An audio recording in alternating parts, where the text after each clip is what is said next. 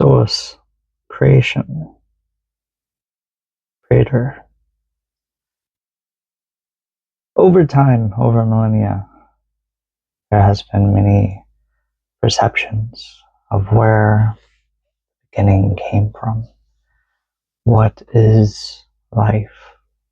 How was it created? All these thoughts have birthed belief. And over the centuries, many new perceptions have awakened, new ideas, theories, and they all stem going back to one thing, the source, creation. We just, put that together with the English version of source, and that's,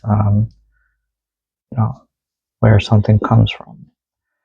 So, in modern terms and spirituality, that has taken on a new perception, a new realization that all creation came from this one source. Some people feel it's the Big Bang, spark, boom, we're born. Or some feel it's deeper. There's this pool of energy, and from that pool, divine beings birth forth. And from these traditions and beliefs and theories, it spurned what we call the right-hand path. Welcome to my channel, Ezreal the Scribe, where I dive deep into the practices of the occult, as well as the mental, spiritual, physical health in order to build a understanding of self for myself and for others. As we each have our own perceptions and goals in life, I am not here to persuade, but to inspire. And if you resonate with some of the content, the work I'm doing, please feel free to hit like and hit that little bell so you get notifications when I provide more content. And do check out my Patreon, my link below. I do have some links on courses for healing as well as more deeper spiritual work, both the left-hand, right-hand path. And stay tuned for more.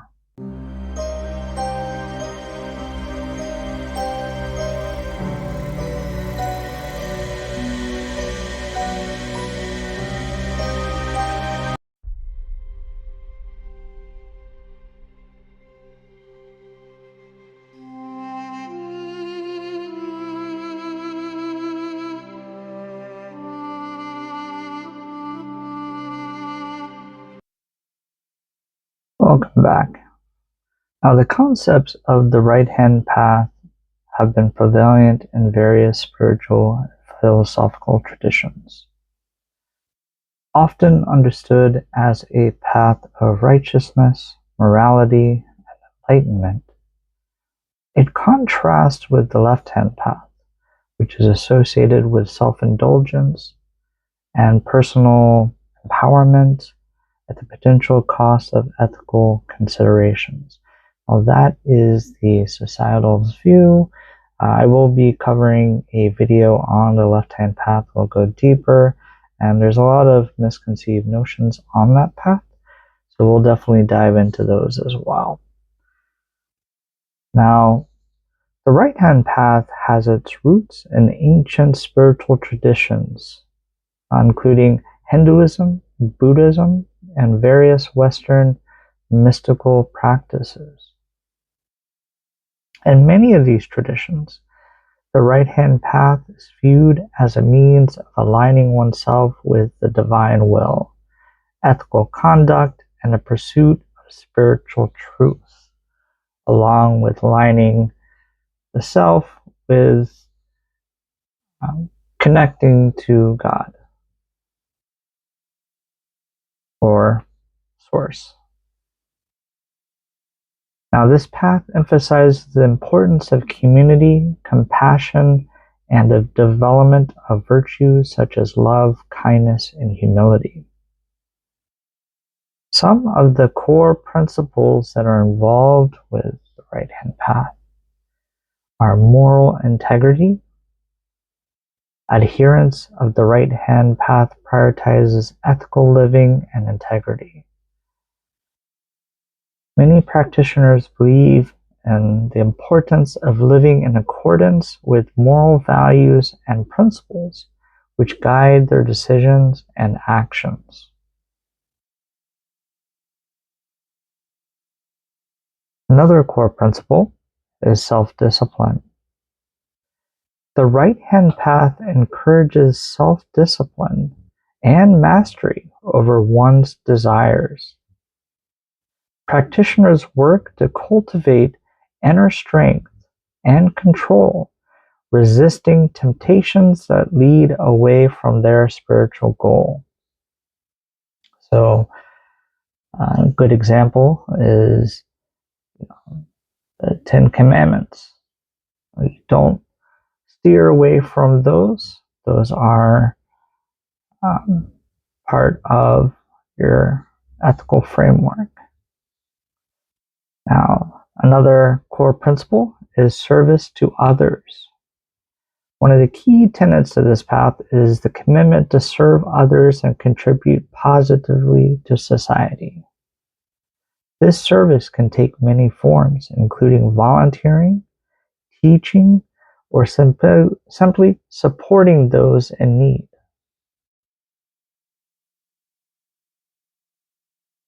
A fourth goal, or fourth core principle of the right-hand path, is spiritual growth.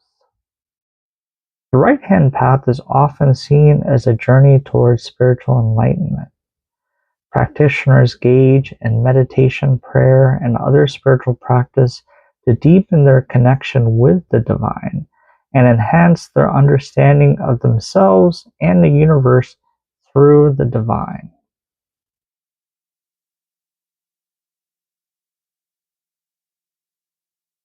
And lastly, another core principle is community and connection. Building connections with like-minded individuals and communities is vital on the right-hand path. Sharing these experiences, wisdom, and support fosters a sense of belonging and reinforces one's commitment to the path. Now, outside of these principles, I do see the importance of community. I always state that the 4 things that we need in life, 4 foundational, this is my perception's truth, is the 4 foundations, the pillars that hold us up are food, water, shelter, community. And that community can be family. That community can be, your tribe, your group. But having those 4 will sustain you. Everything else is trivial.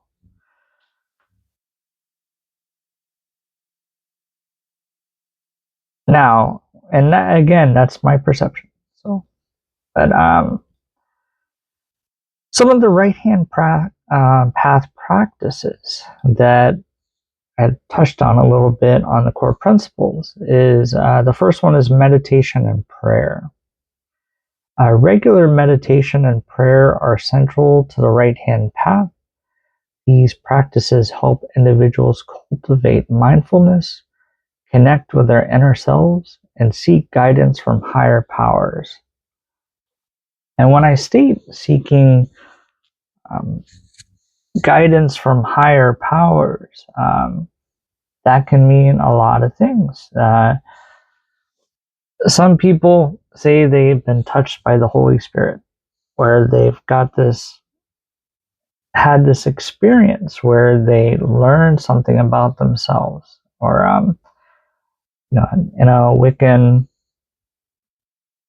group, they might channel or invoke and channel a deity that gives them a message, and that is a form of asking something outside of themselves for guidance, a higher divine source. And Catholicism, they might, ask the saints, or, and that sense of prayer, that rite of taking time out of the day, closing self-care off, closing your eyes, putting your hands together, which kind of binds your energy for a moment in that focus. And then, prayer, the energy shooting out of the hands, going up to the spirit world, which then is being received. And then, if guided, a response will come. And, that's in many South American and tribal traditions, as well as Native American, when they pray with tobacco, the tobacco smoke holds the intention, that prayer, and rises to the spirit world and carries that message to be received. And that's a form of prayer. So things like that are important on the right-hand path. Study of sacred texts. Now, if you're anyone about history, or if you've studied, even Hollywood shows now, these big books that are important, like the Rig Vedas to the Hindus, the Avesta from the Zoroastrians, the Bible to Christians, the Torah, and the different books dedicated to Judaism. These sacred texts that have been passed down in time, they are spiritual traditions that can provide insights and inspirations for the adherents. The study encourages reflection and a deeper understanding of spiritual principles, which is important to the belief. Now, a third practice that is really important to right-hand path is rituals and ceremonies.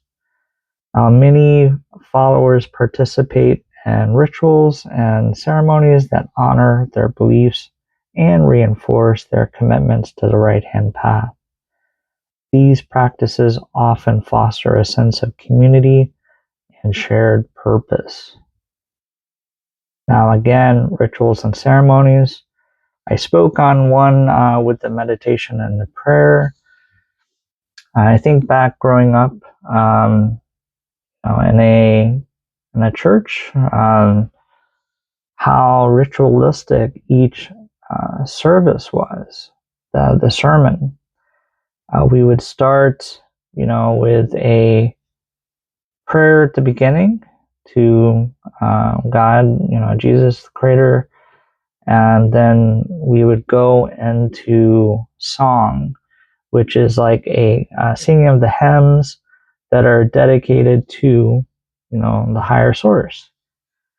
And then that energy being raised, it kind of got everybody in tune with that intention. And then the pastor would speak on scriptures that would relate to that intention. And it was like a deeper understanding. And through the energy raised and through the gnosis of the pastor, that, it's a calling. They call it a calling because it's almost like walking with God. You have that deep connection with Source, to where basically the Creator speaks through you. So, and you keep yourself in that deep connected state to be that channel for, wisdom and, speaking from the Holy Spirit or the higher source. So, it's like that container of raised energy, and then the sermon being given over that intention.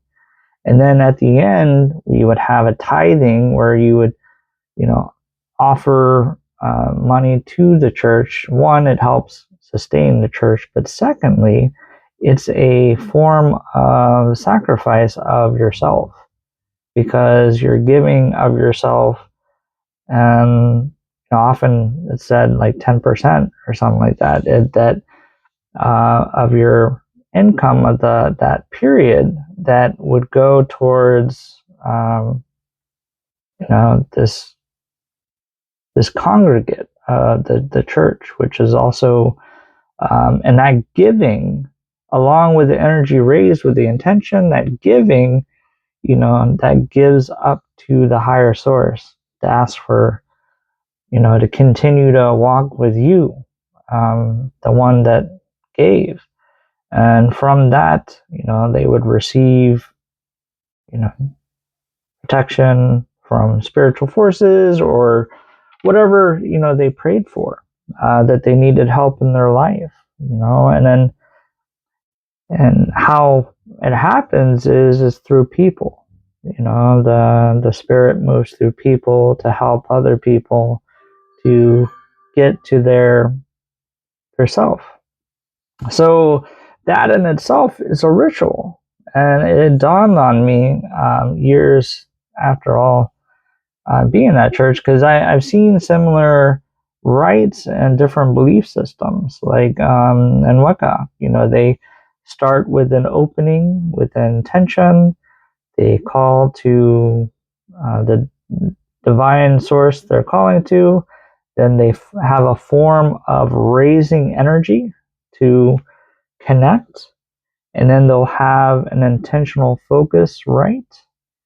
And then after that, there's an offering of cakes and ale, as well as that giving of energy of yourself is part of that sacrifice. And then asking the divine source that you called to help go forward. So very similar rites, but in different contexts. And don't hate me on that. That's just my perception of seeing it that way. But with that being said, let's go on to the next practice of right hand path, which is acts of kindness. Now, simple acts of kindness and compassion are encouraged as a way to embody the principles of the right hand path. This can include volunteering, helping neighbors, or offering support to those in distress. And then so volunteering, that can be anything from helping anyone in your community. I volunteer planting trees because I love getting my hands in the dirt, and also knowing that those trees will eventually provide shade, which will also give air to the earth. It's kind of like I'm helping out the generations down the road. So that's one thing you can do. Now, the right hand path represents a journey towards light, integrity, and spiritual fulfillment. By embracing its principles and practices, individuals can cultivate a deeper sense of purpose, foster meaningful connections, and contribute positively to the world around them.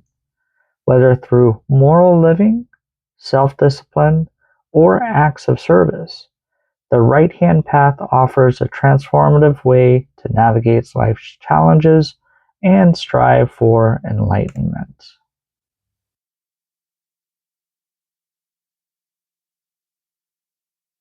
Now, to dive further into the ideals of the right-hand path, I'd like to take us on a journey through time, exploring the ancient belief systems that make up the right-hand path as of today.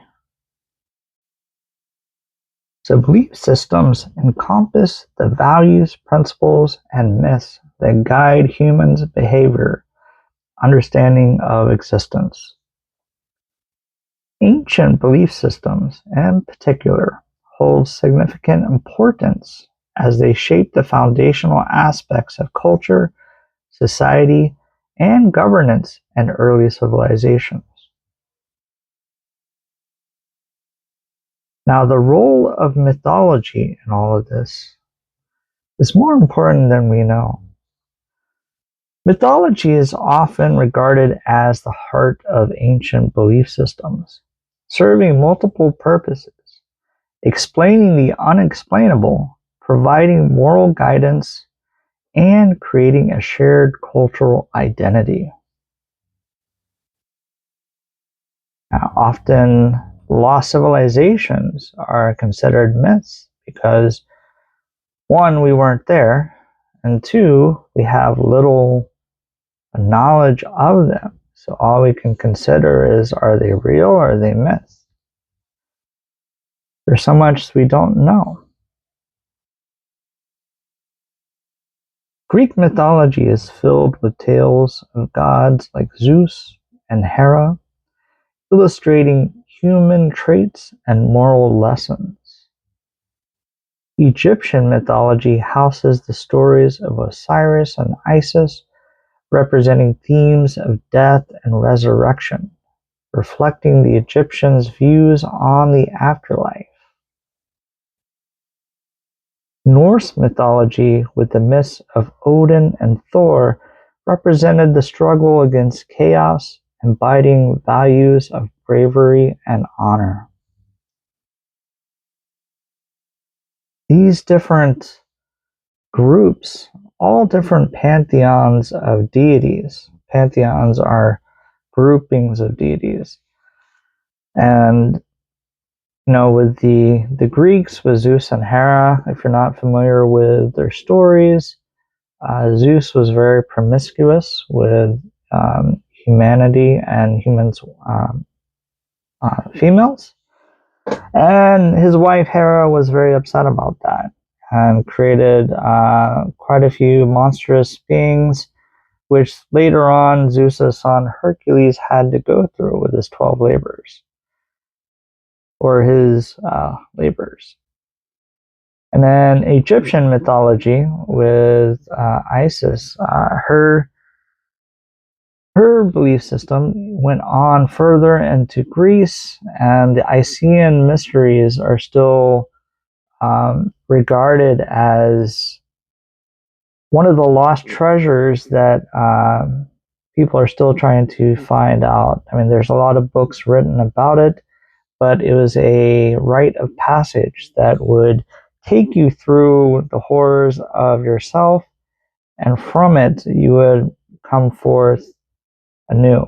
And so there's still research into that. And then, of course, Norse mythology, even today with Marvel, with Thor, and we see the stories of the tales, but what the myths themselves hold is the cultural reverence. And myths were not merely stories, they served as educational tools, fostering community, identity, and providing moral frameworks. Myths were passed down orally before being recorded, enabling them to evolve over time. This adaptability allowed myths to remain relevant to changing societies. Many cultures featured hero myths that illustrated the journey of a hero, such as Gilgamesh in Mesopotamia or Hercules in Greek mythology. These stories often conveyed themes of bravery, sacrifice, and the struggle against adversity. Myths often contained explanations of the universe's creation, such as the Hindus' creation involving Brahma, Vishnu, and Shiva, representing cycles of creation, preservation, and destruction.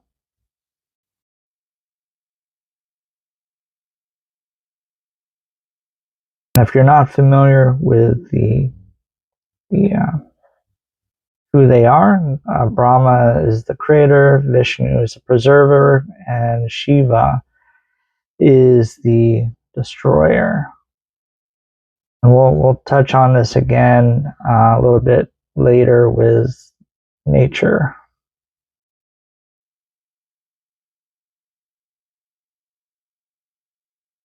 Now, another aspect of the right-hand path is polytheism versus monotheism. Polytheism often allowed for a more diverse and flexible approach to spirituality, whereas monotheism emphasized unity and moral absolutism, impacting societal structure and governance. And if you're not familiar with this, polytheism, which represents many ancient cultures, such as the Sumerians, Greeks, and Romans, practiced a worship where there is multiple deities, each governing different aspects of life, such as love, war, agriculture. Hinduism is a complex polytheistic religion where gods like Vishnu, Shiva, and Brahma and Devi embody various aspects of life and cosmic order. The concepts of avatars, or incarnations of deities, demonstrates a nuanced understanding of divinity.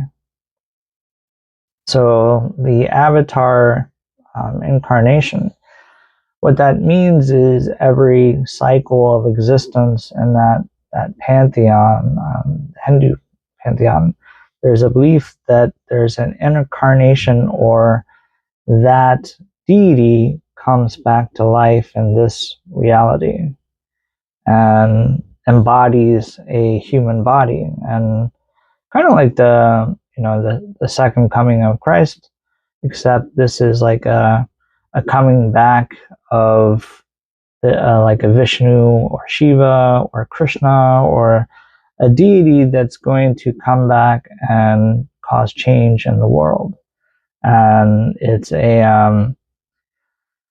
and the avatar, doesn't have to always cause change. They can just be a conduit of the divine source. There are some, they call them cults, but they're not necessarily cults. They are, depending on your belief, that center around people that are represented as avatars.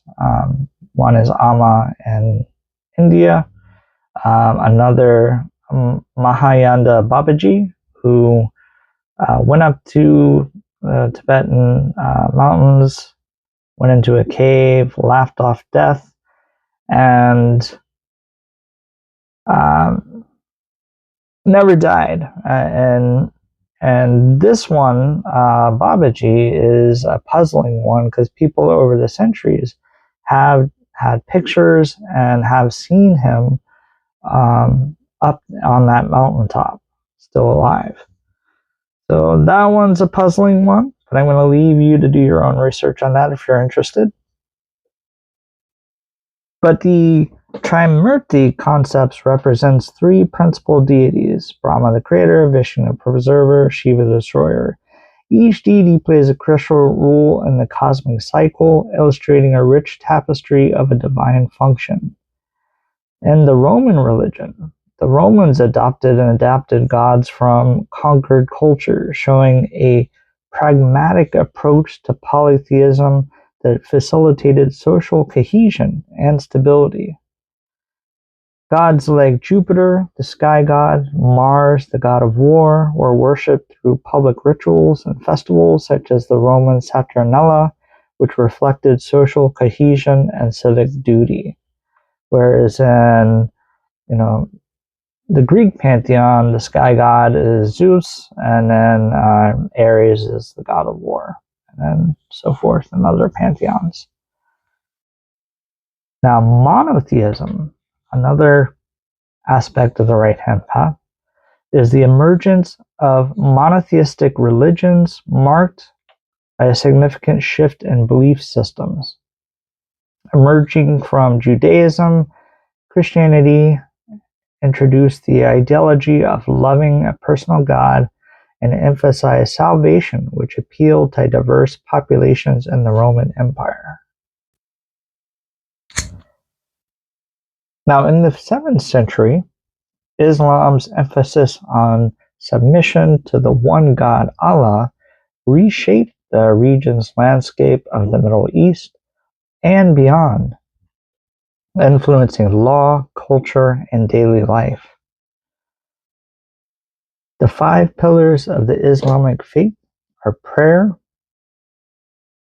or faith, prayer, almsgiving, fasting, and pilgrimage, which illustrates the comprehensive nature of worship and ethical living under one God, shaping the moral and social fabric of Muslim communities. Now, in Judaism, one of the first monotheistic religions, emphasizing a covenant with a singular, all-powerful God.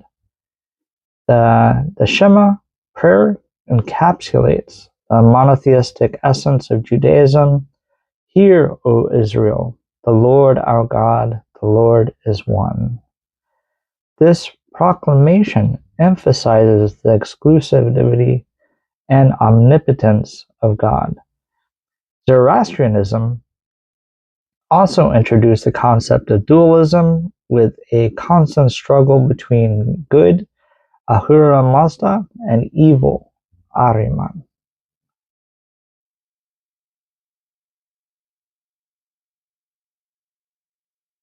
Now, in other areas of the world and the ancient cultures, ancestor worship was very prevalent, reflecting a deep respect for lineage and heritage.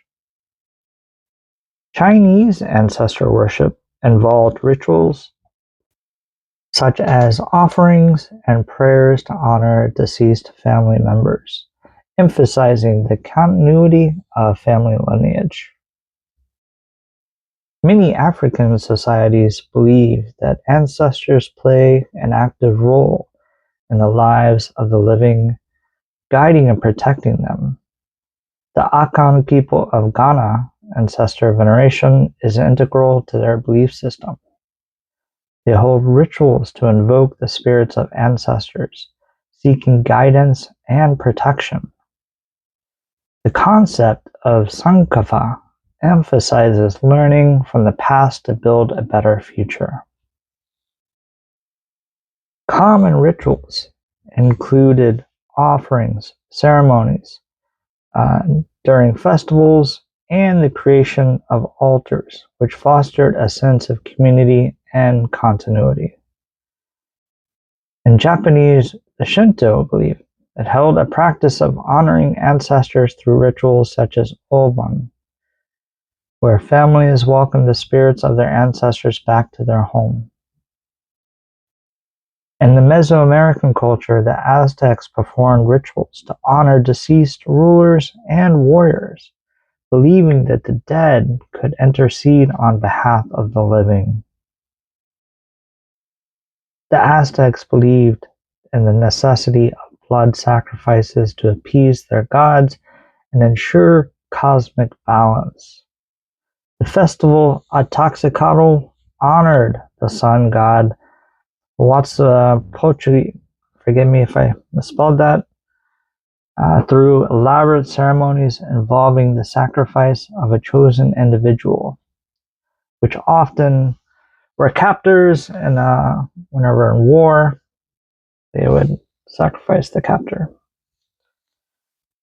In China, the Qingming Festival, families would visit graves, clean tombstones, and make offerings of food, incense, and paper money, believing that their deceased ancestors will enjoy these gifts and provide blessings in return. And modern practices. I have attended a few ceremonies myself. They were Lakota, and it was an all-night ceremony with plant medicine and the calling to the ancestors to come join us to sing through us. And we sang throughout the night using a water drum and in prayer and allowing the ancestors to sing through us. And another ceremony I attended, it was a modern form of shamanism, but it was an all-night dance ritual in the desert outside the outskirts of Las Vegas. It was an all-night trance dance, which trance dance is a form of ecstatic dance where You go in a circle around a fire with the focus intent of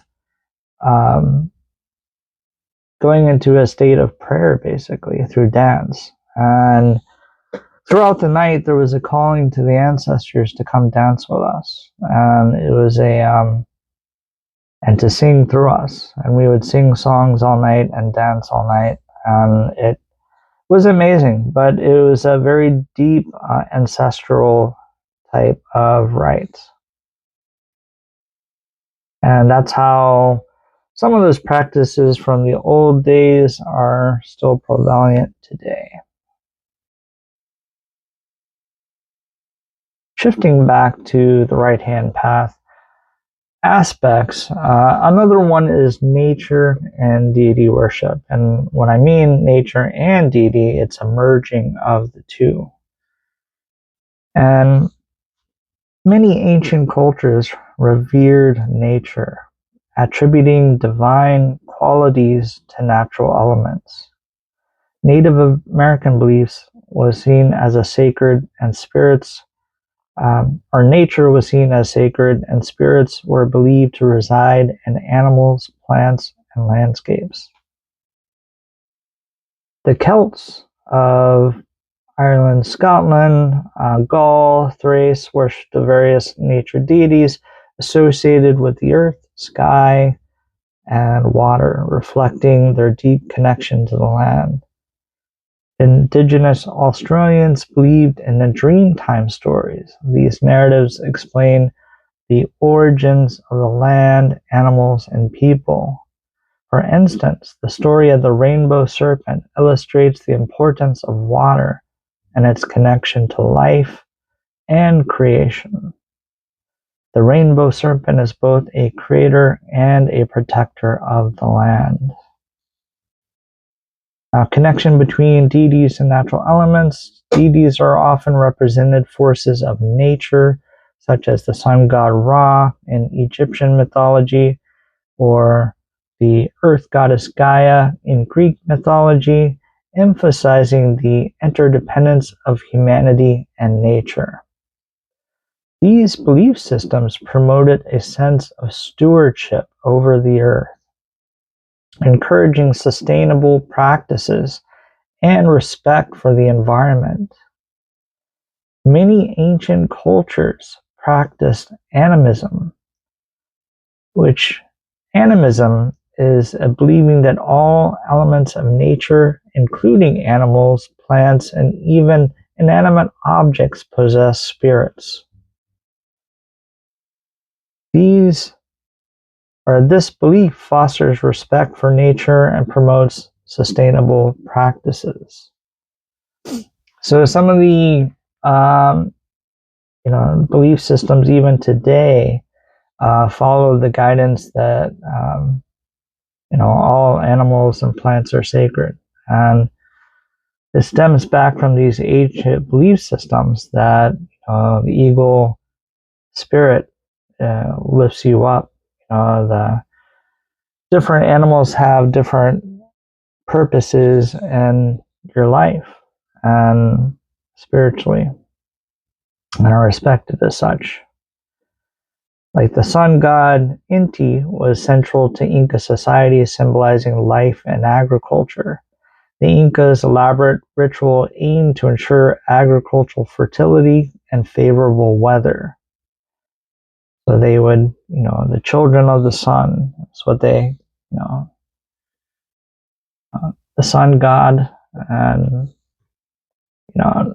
honoring the sun god would provide formidable or very favorable weather, as well as a good harvest. And then the ancient Druids revered sacred groves and natural sites, believing that spirits inhabited trees and rivers. They conducted rituals during solstice and equinox to honor the earth and its cycles. So each different type of tree had its own properties and spiritual reverence. And this is what I learned from modern Druidry, who have been people that have been researching it deeply into the old practices. And seeking to recreate those practices. Now, Inti Raymi festival celebrates the sun god Inti, marking the winter solstice. It includes offerings of food, drink, and the sacrifice of llamas to ensure agricultural fertility and honor the sun life's giving power. And as you can see, a whole different culture, but at the same token, the idea is that the sun, the moon, the plants, nature itself has its own reverence and the cosmic order, and paying respect to it, and giving to it, it will give back with good harvest, good crops. It's a looking out to get back. Further in the right-hand path, there was in ancient belief systems, philosophy and ethics paved way for shaping many of the belief systems. And I say that lightly because people will speculate on that, because philosophy is a debatable topic. And so how I look at it, as Alexandria is where a lot of the sacred texts were translated into different languages and beliefs, and Alexandria was a hot spot for philosophy and ideas. So that's my own take on that. But going back, in ancient Greece, philosophers like Socrates, Plato, and Aristotle laid the groundwork for ethics and metaphysics, questioning the nature of reality and morality. The Socratic method by Socrates encouraged critical thinking and ethical inquiry, challenging individuals to examine their beliefs and the moral implications of their actions. Plato's allegory of the cave was monumental to philosophy. The allegory explores the difference between the world of appearance and the world of forms, advocating for the pursuit of knowledge and truth. It highlights the ethical responsibility of individuals to seek enlightenment and lead others in that path. So, the allegory of the cave is,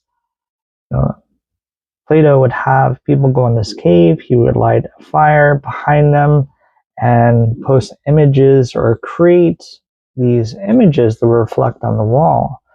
And it was to symbolize how we don't question what we see upon the wall we think is the real world, because like looking at the TV, everything that comes through the TV must be true because we see it, it's in front of us.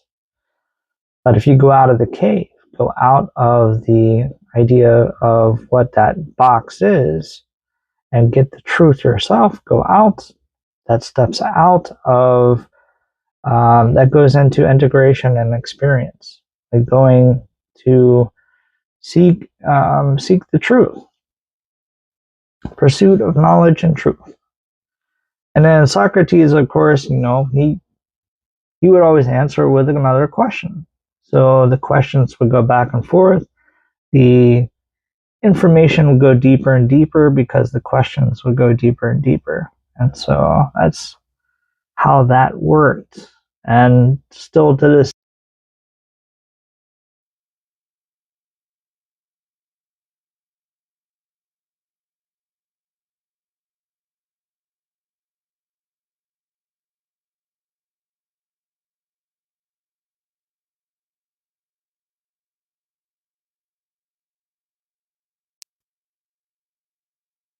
now, ancient India texts like the Vedas and the Upanishads explored concepts of dharma, which is duty, and karma, which is action and consequence.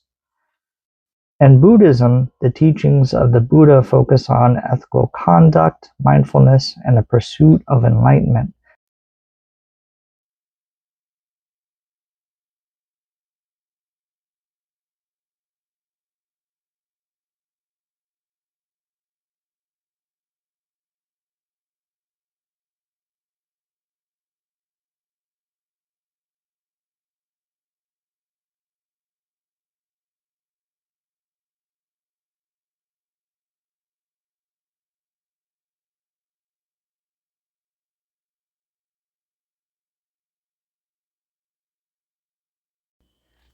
These truths address the nature of suffering and the path to enlightenment, emphasizing ethical conduct, compassion, and mindfulness as essential to overcoming suffering.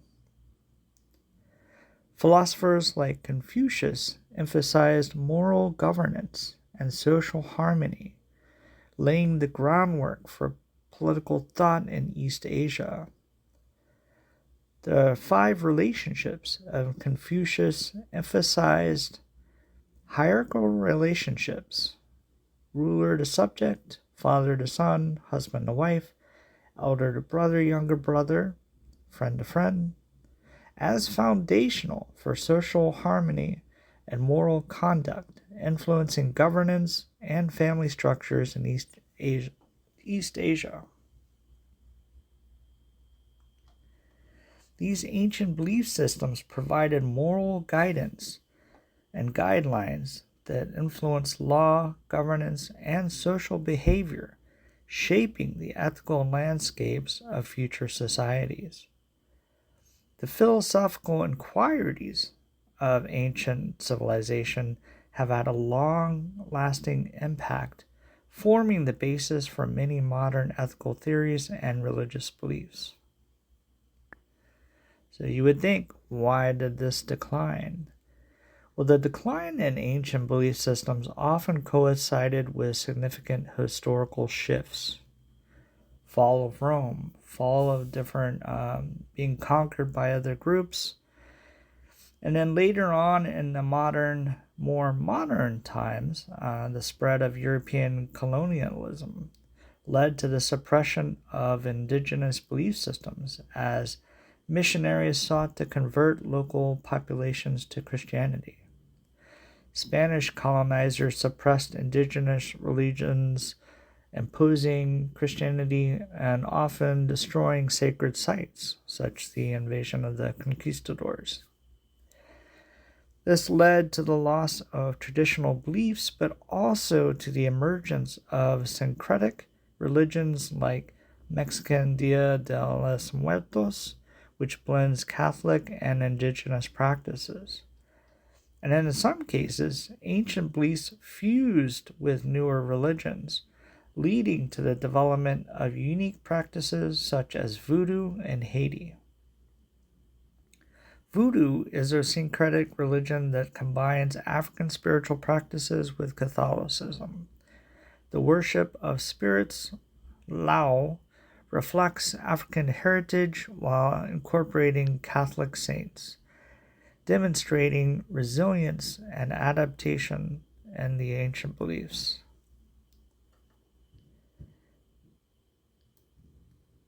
Today, movements aimed at reclaiming and revitalizing ancient belief systems, such as neo-paganism, illustrate a growing interest in spirituality that honors ancestral traditions.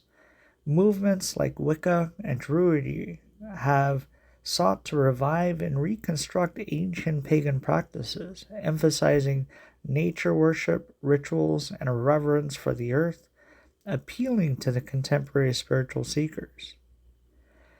Understanding ancient belief systems offers profound insights into human nature and society development. These systems reflect humanity's quest for meaning and connection to the world, shaping cultural identities and ethical framework that continue to resonate today. As we explore these ancient beliefs, we not only appreciate their historical significance, but also recognize their potential to inform contemporary spiritual practices and ethical considerations.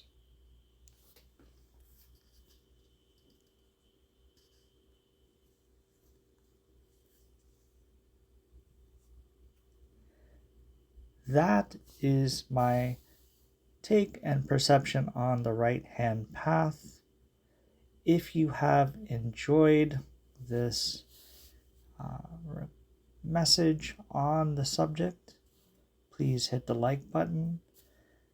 I will be posting more on the left hand path, as well as different practices and energy metaphysical, occult, as well as mental and physical development, as far as building of the self and rekindling that fire we have inside. Until then, I wish you safe travels always.